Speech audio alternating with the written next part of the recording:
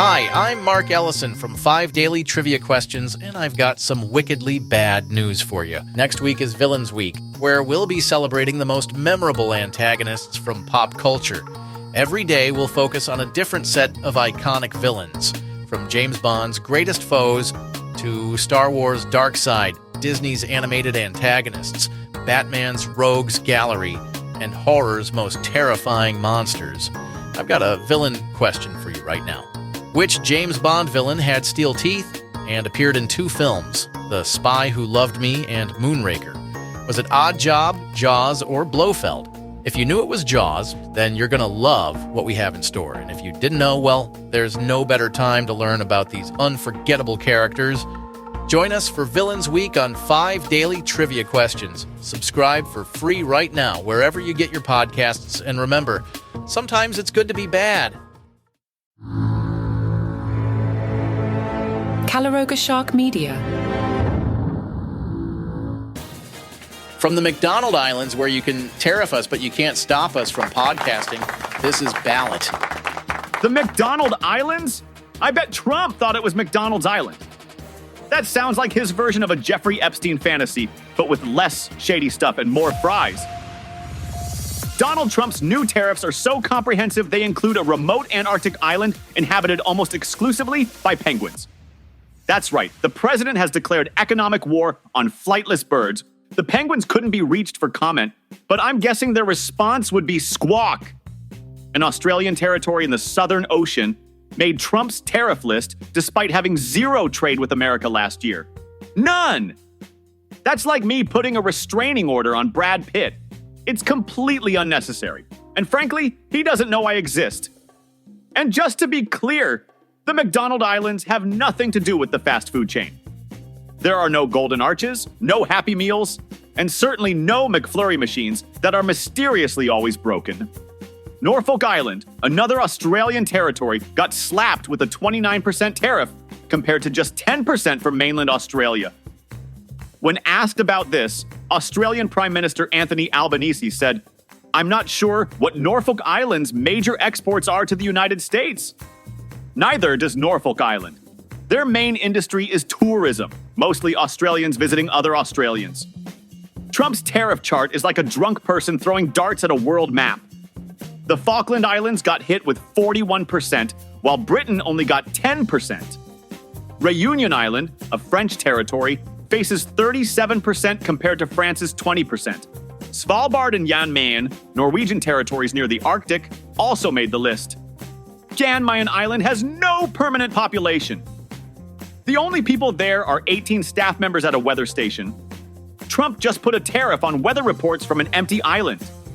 Gibraltar, that giant rock at the southern tip of Spain, also got slapped with a 10% tariff. It's taller than the Empire State Building, which means we've now taxed something that King Kong would climb if he ever went on a European vacation.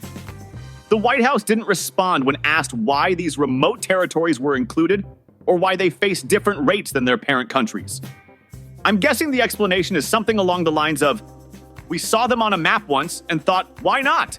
Sleep soundly tonight, America."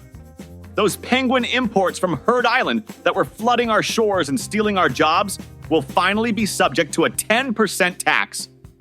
And if any polar bears from Svalbard try to undercut American workers with their cheap labor and fish-catching skills, they'll pay the price too. Next week, Trump puts a 20% tariff on Atlantis and a 15% tariff on Narnia's wardrobe imports. Trump's speech about these tariffs was so full of false statements that fact-checkers are now eligible for overtime pay. It's like he grabbed a handful of numbers, threw them at the wall, and whatever stuck became official economic policy. First, he claimed America has been sitting on the sidelines while other nations got rich at our expense. Apparently, having the world's largest economy and a GDP per capita of nearly $90,000 means we're practically a developing nation. It's like a billionaire complaining that his solid gold toilet isn't gold enough. Let's be clear about what tariffs actually are. They're taxes. And who pays them? We do. It's like putting a me tax on yourself and then blaming your neighbor. Economists agree that tariffs are passed on to consumers faster than a hot potato at a kindergarten birthday party. Trump claimed the U.S. only charges other countries 2.4% on motorcycles, while Thailand charges 60%, India charges 70%, and Vietnam charges 75%. Turns out India actually charges 50%, not 70%. And they're lowering it to 40%. Math is hard when you're making things up. And here's my favorite part. Trump said the Great Depression would have never happened if they had stayed with the tariff policy.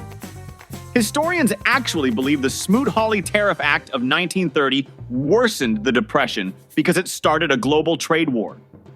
That's like saying the best way to put out a fire is with more fire and maybe some gasoline for good measure. He claimed we lost 90,000 factories since NAFTA. The Census Bureau's data shows that about a third of those factories employ 4 or fewer people. That's not a factory. That's my cousin Eddie's garage where he refurbishes lawn ornaments. And let's not forget when Trump declared, "I took in hundreds of billions of dollars from China in my term." Customs records show it was about $75 billion, most of which was paid by American consumers. And he had to spend $28 billion bailing out farmers hurt by China's retaliation. That's like bragging about winning a poker game where you bet $100, won $20, and then had to buy everyone dinner. He also said China never paid 10 cents to any other president.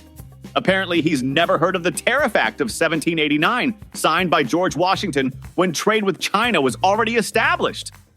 Tariffs on China have generated at least $8 billion every year since 2009. But why let history get in the way of a good story? Wall Street is having a meltdown that makes your average toddler at Toys R Us look composed.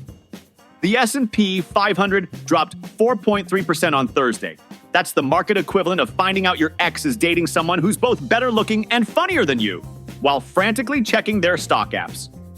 Apple shares tumbled 9%, one of its steepest drops since 2019. I guess even trillion-dollar companies get the blues sometimes. And now, Bruce Springsteen is releasing 7 Lost albums all at once in June. 7! That's not a music release, that's a hostage situation for your ears. The boss announced the Lost albums containing 83 tracks recorded between 1983 and 2018. 74 of these songs have never been heard before, which might explain why they were lost in the first place. Even Bruce forgot where he put them. Bruce said, "I often read about myself in the 90s as having some lost period. And I I was working the whole time." Sure, Bruce. That's what I tell my boss when I haven't answered emails for 3 days. I wasn't ignoring you. I was creating content for my future memoir. During the pandemic, Bruce apparently finished everything in his vault. While the rest of us were making sourdough bread and watching Tiger King, Bruce was like, "You know what? Let me just release 7 albums worth of material I've been hoarding since Ronald Reagan was president." The box set comes as a 9 LP vinyl package for $349.98 or a 7 CD set for $299.99. Because nothing says working class hero like charging more than most people's weekly grocery budget for your B-sides and rejects. It's a good thing Bruce is born in the USA, or these albums might have a tariff slapped on them. Or maybe Springsteen would be deported back to where he came from, which is of course either New Jersey or El Salvador, depending on who is running the government. The set includes a 100-page cloth-bound hardcover book. I haven't seen a musician pad their release this much since Kiss put their faces on coffins. What's next, Bruce? Will your 11th album come with a Springsteen-themed retirement plan? According to the press release, the collection includes film soundtrack work for a movie that was never made. Oh great, now we're paying for the soundtrack to a movie that doesn't exist. That's like buying tickets to see a concert where the band doesn't show up, but they still send you a t-shirt. Those tracks must be real bangers if even Bruce's buddies were like, "Hey man, any chance we could listen to literally anything else tonight?"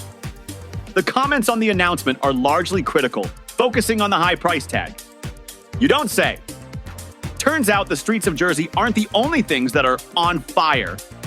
So are Bruce's pricing strategies. Portions of today's program were made with the help of Rosalita AI and an island where nobody actually lives.